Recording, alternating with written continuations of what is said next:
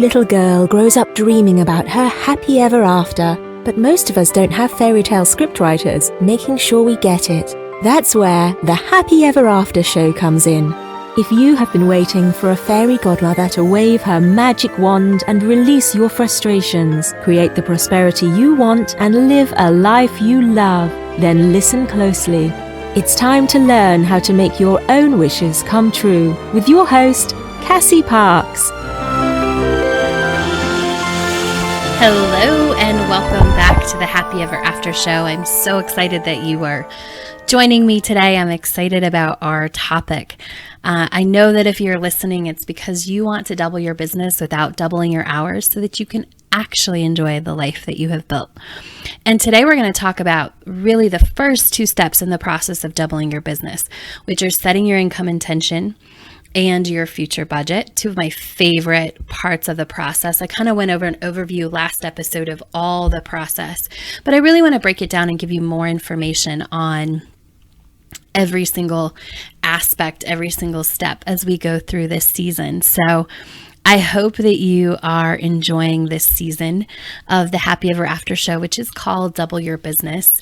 And as I'm recording, I'm just sort of looking out the window in my office from my desk, at my place, living at the Four Seasons, just taking in the view, which is it's beautiful every day. It's so fun. I had a couple of friends over the other day and we enjoyed the pool all day and being served and vacation. I love the pool because, the first time I went down, I thought, it's just a pool, right? You have like apartment pool mentality because it's a condo. And I remember getting to the pool in the middle of the day and it was like instant vacation. They had the music up and, there's actually someone called a sun butler and he'll walk around. He'll make sure that you have enough sunscreen, you have a towel. If you want an umbrella, he'll go get that for you. Just super nice and super helpful and attentive. And, the waitresses are bringing around water and get you anything to drink that you want. It's just so much fun. And it's like going on vacation in the middle of the day if I go down to the pool. So I just really love that. And being able to live here and also share that experience with my friends, which was so much fun. And they all loved it. They all were like, oh yeah, this is total vacation in the middle of the day. Such a great, great time. And they were able to enjoy the experience, which is one of the reasons why I live here. Like, I love it, but I also love sharing the experience of living here and having the amazing view and the amazing balcony and this pool that is not apartment pool, but really vacation pool. And so I got to share that with them. And really all of this is possible because I went through the process that I'm teaching you all now. I just sort of stumbled into it and now I really feel like I have to teach it. In fact, I wrote a whole book on it that comes out soon. But, I didn't realize when I started sort of going through this process, I was just trying to double my own business and figure out how I was going to double my business without doubling my hours. And about a year later, 18 months later, I'm now teaching this to my clients and seeing this super big impact in how they're able to step in to doubling their business without doubling their hours. And often, I'm going to tell you a little bit later about one of my clients who we've done this exercise and she's now a business has found her that she's really passionate and excited about. So we'll talk a little bit about that. But all of this was made possible by this process right here, which we're going to dive into the first two steps today. So I just wanted to share a little bit of the life that I've created because of this process with you before we get started. And if you love this season of the podcast, you definitely want to get my upcoming book, which will be available on Amazon tomorrow, September 1st. I am so excited about the release of this book. I love this book. It really is, like I said, I didn't know when I started this process for myself that I would be writing this book. I realized that I had to share this process because it's been so powerful for me. And I sort of started working on it with clients, one-off. Like I changed up the process that we were doing a little bit to include this. And it's just made huge strides in what they're creating in their life. And so I'm super excited to share it with you. And as you might have heard on an earlier episode, I've also created a free 4-part video course for you that will also walk you through the steps to doubling your business without doubling your hours, so that you can actually enjoy the life that you've built, because I know you've worked hard to get it. So you can get that by going to doubleyourbusinesswithcassie.com. That's CASSIE. Go to doubleyourbusinesswithcassie.com. And of course, you can grab Double Your Business, the book, on Amazon tomorrow or September 1st, depending on when you're listening to this. And it'll be free. So if you catch this right around September 1st, it will definitely be free on September 1st for a few days, just as my gift to you, because I'm really passionate about sharing this process for doubling your business in a way that feels really good and honors the lifestyle that you want to have. So I encourage you to pick that up on Amazon if you can. And I would love if you did that. All the downloads help me out. So share it with a friend as well. So today we're talking about the first 2 steps in the process. And really the first step in the double your business process is setting your income intention. And I talked a little bit about this on the first season of the Happy Ever After show. So if you've heard this before, that's good. It's always good to have a refresher. And I know how to teach it a little bit better now, so I want to go over it again. And really that episode where I shared this, I just was sharing my process and giving you information about how to grow your business and turn it into your happy ever after during that first season. And I shared this and one of my clients heard it.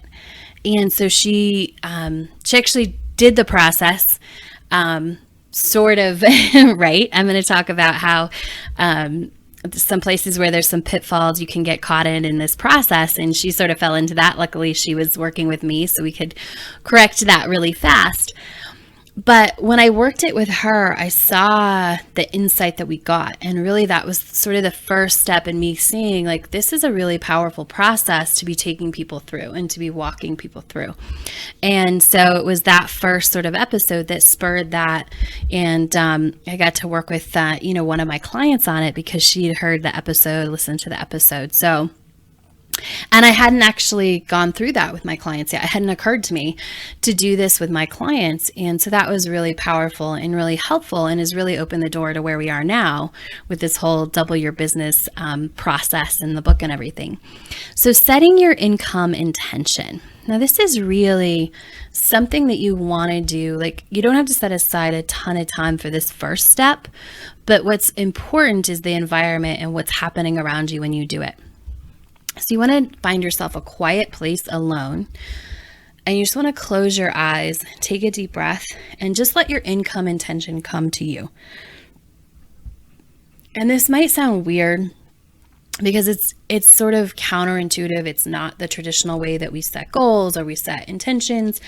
But really what I found is that there's magic in allowing that income intention to come from your inner knowing and from your future self and your insides, right? Versus you trying to think your way through it. We talked a little bit about when we talked about, goals versus intentions and the bubble concept of really like what normally we're taught and what I was always taught with a goal in businesses that I had done before is like, you set the goal a little bit above what you're already doing, right? Or you just pull out some number someone thinks you can do. That never worked for me. Letting someone else set my business goal didn't work. That was a lesson I learned when I was very young. But, so often it's taught, I use 50,000 a lot because it's a nice, easy number. And then when we double it, it's 100,000. But if you're making 50,000, the normal thing to do is sort of go, well, like 60 or 70,000, right? And it's not based on anything that's coming from inside you. It's not based on your inner knowledge or your inner knowing.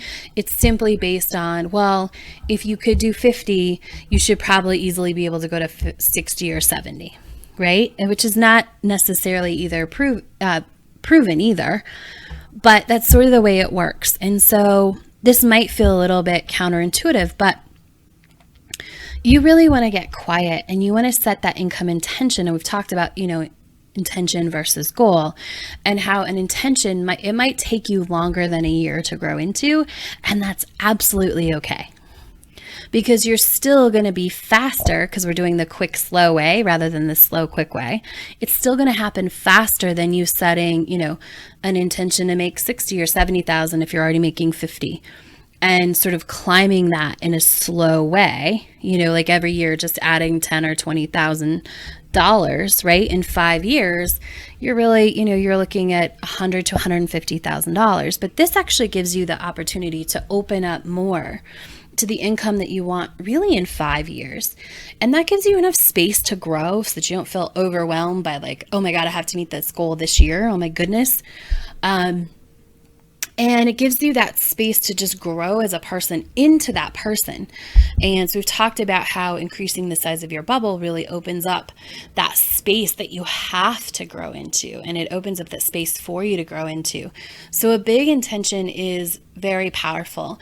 It's even more powerful when it comes from inside you. So that's why I say find a quiet place, close your eyes, and really just let that come to you. And it won't take more than 10 to 30 seconds. In fact, I would suggest like pulling out your cell phone and just setting like a 10 to 15 second timer, because what happens if you give yourself longer than that is you start to think about that number. If a number comes up, if it's 250 or 300,000, you start to think about, well, what's going to happen? How's that going to, is that really the right number? Should I have added taxes? Did she mean this? You start asking all these questions, and a couple of those we're going to cover, but really you want to just go with that first instinct, that first thing that comes with inside you, that number.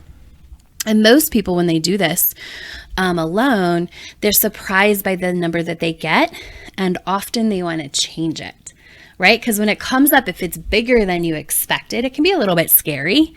And so you just want to really just own whatever number it is. Be honest, write it down so that you don't try and change it. That's why I suggest setting the timer on your phone so that you don't sit there and think about it and try and analyze it, because you really want this to come from the knowing inside of you versus sort of the thinking from your logical brain.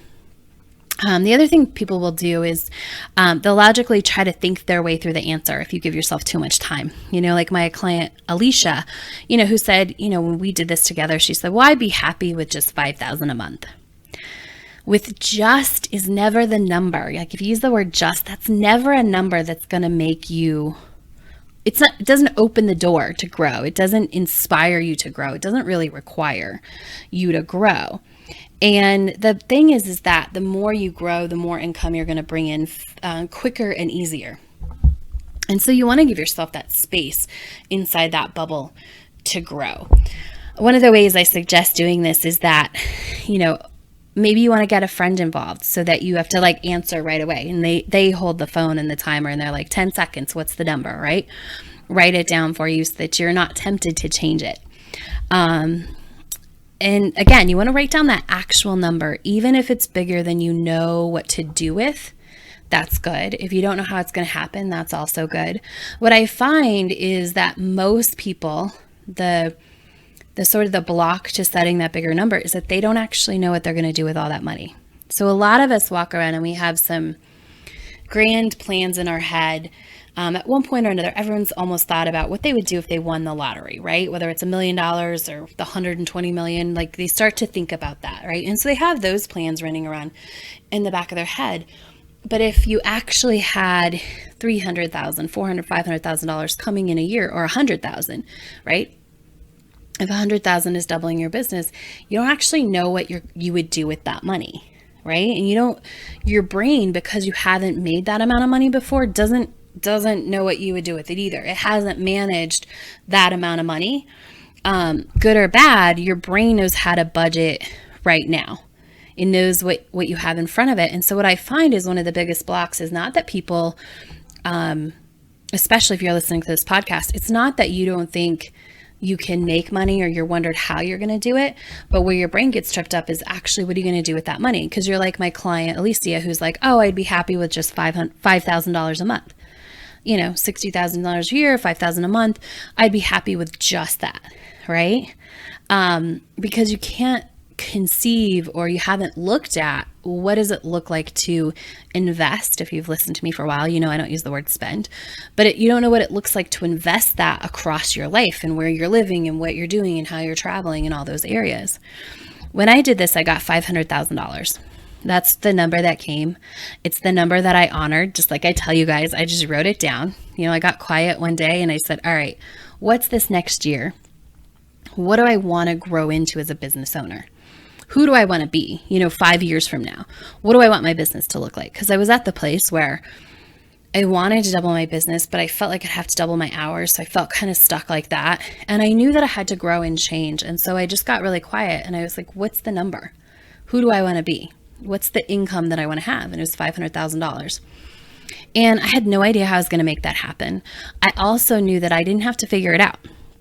When I started stepping into it, I actually had multiple ways that $500,000, the opportunity to make $500,000 just showed up.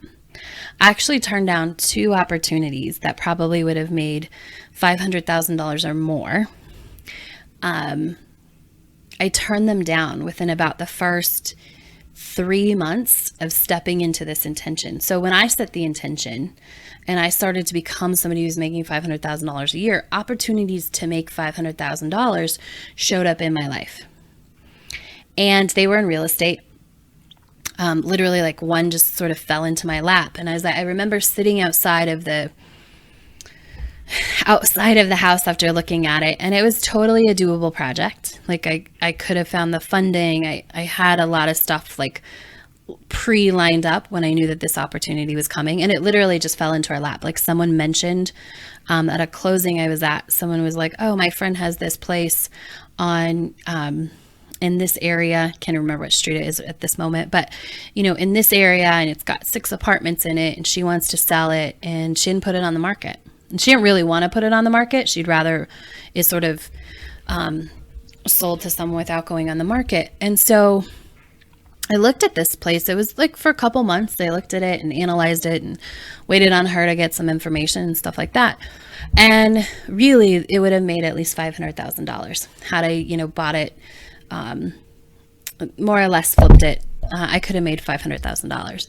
But when I looked at that opportunity, it didn't make my heart sing, right? So I made a choice, that coaching was really where I wanted to make a $500,000 income. And that's who I wanted to step into. And that's who I wanted to be. And I wanted it to be here. And so I made the choice to let that go. And there was another opportunity that came about 3 months later.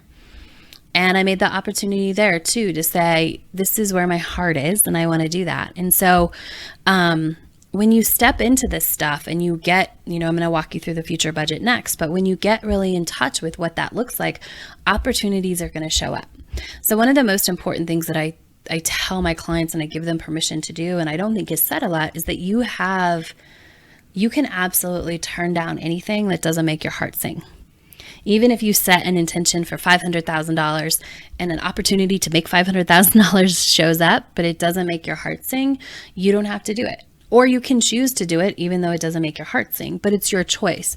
And just because you sort of, I don't know if you would say I turned down that opportunity, I let that opportunity go on purpose. It was a choice. Doesn't mean that another one won't come along. It doesn't mean that you don't get to do what you want. And so for me, I really just had to think about, what did I want? And what I wanted was to do what I loved, which is coaching. Right? I could have made, and then, if I would have made $500,000 off of that deal, I'm sure another deal would have come along where I could have made $500,000 and I could have done that. And it would have probably taken about a year, maybe not a year, but it would have consumed a lot of time. And what it would have done is put this business, what I'm doing now, off. So I always like to share that story just to show you that when you start stepping in, you start doing this next step that I'm talking about, things can happen really fast. And there are opportunities that you don't even see, right? When I set the intention, I wasn't thinking about my real estate business. I was thinking about my coaching business. I didn't specify it, but I said, this is what I'm doing, making $500,000. And this is what I'm stepping into. And I just started stepping into, and that opportunity literally showed up probably within a month of me starting to step into this and of me going into the next parts of this process. After I'd set the intention, started this future budget that we're going to talk about next, that's when it showed up. And that's how fast it can happen. And you might not know what it is. It can come in all different forms, right? But that's the cool thing, is that when you step into this process, you don't know how the path is going to open.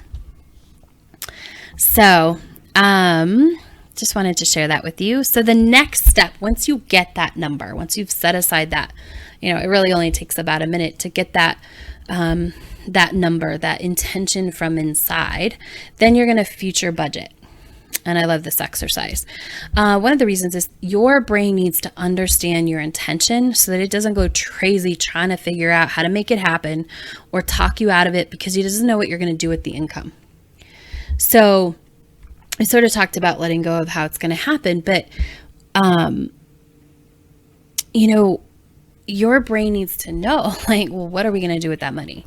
Because it's got to figure out what to do with it, right? In the background, your brain is thinking $500,000. I know how to budget $50,000. Maybe I know how to budget $100,000, but I don't know how to budget $500,000. I don't know where that's going to go. I don't know where to help you put it and help you hold it in containers, right? And so your brain needs to know this information. It needs to know where this money's going to go, because that's going to quiet the part that gets scared and fearful and wants to know what. And when all those questions start coming up, knowing where the money's going to go is really going to quiet that part of your brain that's questioning what's happening and sort of throwing up alarm bells. So think about it in terms of a bullseye. I like to give this bullseye example. There's that red dot in the middle is your income, right? That's your income intention. And the rings outside are the lifestyle that comes with it. And you get points for all of that. So as we go through the process, we're going to talk about that. And that ties into creating your future budget. You'll see how in a minute. But so you want to create your future budget, again, because this satisfies the smart girl part of your brain. It satisfies that part that's wondering and thinking, I don't know what we're going to do with that. And if you don't know what you're going to do with that, you're likely to self-sabotage the process of getting there. Because if you just set that intention and you have no idea what that life is going to look like, you have no idea what's going to happen with the money, where you're going to invest it, are you going to be living in a huge mansion? Are you going to move? All these questions start flying up in your brain. And they really are questions that are trying to keep you safe. But in that process, your brain will help you self-sabotage if you're not clear on this. So it's a really important step to get clear on this. So you want to look at your budget, adjust for taxes if you want. Just do a quick search about what your taxes will be at that rate. The quicker you can make that and understand how much that is easy. So just do a quick, and just don't think about those parts. All of that will work itself out, because really you're going to be growing into this over time and you're going to learn that process. So just pick a number that feels good. I actually used to not do this with taxes, but then, I got with some people who have really, really logical brains, and they're like, what about this? When I started, I just took a number off of taxes. I think I just put 20%, which is low off of $500,000, but it was an easy number. So get the number. Don't worry about it. Just kind of lower the amount by that number. And then if you have business expenses, again, there's a lot of things in your brain that will say, well, if we're making more money, we're going to be spending more money. Here's the thing. If you tell your brain what you want to spend, it will keep you in line with that. But if you leave it wide open, more money is going to be more expenses, here's what's going to happen. The more money you make, the more expenses you're going to have. So what I would suggest, and I'm just going to use $500,000 because it's easy. Taxes will be higher than 20%, but I just like to use 20% because there's going to be deductions and stuff like that. But do whatever feels good to you. So, take that 20% off, which gives you $400,000. If it's another 20% for business expenses, then you can just take your last year's taxes and figure out sort of the number, or you can decide, I want it to be 20%, no more than 20%. Awesome. You can do that. So it would be $300,000. So, if you took another 20% off for business, it'd be about $300,000. So when you look at that income, you want to create a budget. So you can use percentages, which I've been using for a long time, and really help guide me. And I like using these percentages to start with because it gets your brain going. And then you can adjust up and down as it feels good. So I use 60% for living expenses. I'm always investing 10% in my growth. So self-growth, 10% in my future investments. So the things that I invest in real estate that create my passive income, 10% for play, and 10% to give away. And again, those are just numbers. But what I like to do is I take those percentages and I multiply them by, we're working with $300,000 right now, and I get the numbers. All right, so I get, okay, that means $30,000 a year is going to play. What does that look like in terms of travel or play? How do I define that in my life? And that's like having fun, or, your all of that. So you take your 60% and really it's living. And like, so what percent of what you live off of is going to be your house and your home? That's people's biggest expense, is where they live generally. So if you want to buy a house or a bigger house, Google a mortgage calculator and figure out, once you get that number, that's 60%, and maybe you're going to spend half of that or 80% of that on living. You'll know once you see the number how much you're going to invest in where you live from that amount. Google a mortgage calculator, figure out how much does that payment get you. Is that a $2 million house? Is it a $10 million house? Is it a $500,000 house? Figure that out. If you're going to rent, look at what that rent does. I made the choice to rent for really financial investment reasons. It makes more sense for me to rent than it does to buy at this point. So I made the choice to rent, and that's perfectly okay. So if that's your choice, then look up rents, which is actually, when I was going through this process, that's how I figured out I could, I was just steps away from living in my dream place, which is here at the Four Seasons Denver. So I looked up rents. I had, at that point, it was like a $10,000 budget for that when I was working my future budget. And I just did Denver, and I looked up rents, and I started at the top, right? And I saw what I could rent for $10,000, and the Four Seasons came up. And actually it was a little less than it's less than $10,000, which is awesome. But that's where I started realizing, oh my gosh, when I'm stepping into my future self, I can live in the place I've always secretly wanted to live. And if it's living in an RV, which is really cool. I have a friend who's just started doing that. Look up the cost of that. How much is the RV going to be? How much is the gas or the diesel? How much does it cost to park it every night? Get those costs of really, and that's a great place to start, because where you live really determines a lot about who you are and the lifestyle that you're living.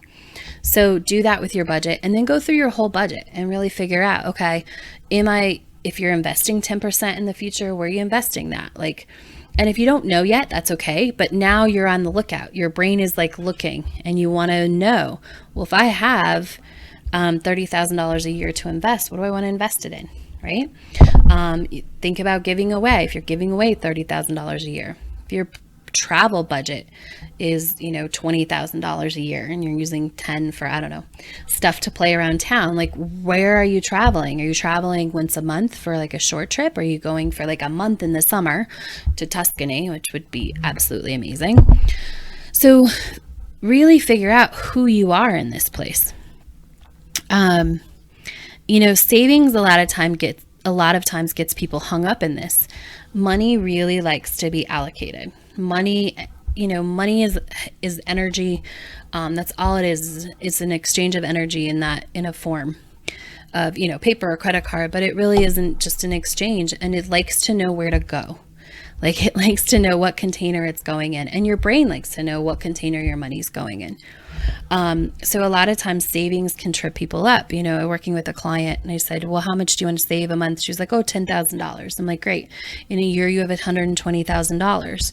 What are you going to do with that? What are you saving it for? She was like, well, repairs to this and stuff to give my kids and a couple other things. And I said, if more money's coming in every month, is that going to be do you need to have 120,000 or even half of it? Do you need to have 60,000 saved for repairs on your house? And she was like, oh no, not if that money's coming in, right? Not if I've built a business that's generating that every month. So it's real important when you look at the savings part, allocate it all and really know where it's going. When you get to the end of your budget, if you're like, oh, I have all this money left over, like let's say 10 grand, I'm just going to stick it in savings. that's not satisfying your brain, and it's not really what your future self would do. Because if you are making this big income intention that you've set, you're not likely to be saving that amount of money because you don't need to. So in order to really step in your future self, you really want to be looking at who are you when you're making this amount of money. So that's something to, focus on, pay attention to. And I just wanted to share, I did this process a couple months ago with one of my year-long clients, and we went through this whole thing about the budget, and she went through the whole thing. Like I say, it's sometimes scary to say this big number. Sometimes we're afraid other people are going to judge us, or we're afraid, like, we don't know what we're going to do with it, or all of these things come up. And she really honored the number that came, and we went through her budget, we allocated it out, and we, went through the rest of the process that I'm going to teach you about. And I'm just so happy to report that, she has a totally new business idea that really came from her future self. And she's so excited to work on it. Like, she's just working on it all the time because she loves it and she's really inspired, and it fits into everything about her life. And that really came out of this process. It came out of getting the clarity of what's the income intention, and really going through all these steps that I'm going to be teaching you in these upcoming episodes about how to get in touch with who's that person, so that path just appears. This is a business she has never ever thought of. But what I love most about it, she's like, it actually uses all my skill sets, my amazing skill sets, the things I'm the best at. And it feels really good, and it fits into the life that she wants. And it's all because of this process and going through this. So, go through and, create your future budget, get your income intention, create your future budget. Your mantra for this week is, my income is growing. My income is growing. So practice that, say it as it feels good. If you'd rather say my business is growing, that's cool too. But I really like income because that's what's coming in. That's the money that you're bringing in. And remember to take the Double Your Business course at doubleyourbusinesswithcassie.com. I'm so excited to talk to you about the next couple steps in the next episode. So I'll talk to you soon. Have a good one. Thanks for joining us on the Happy Ever After show, where you don't need a genie lamp to get your wishes granted.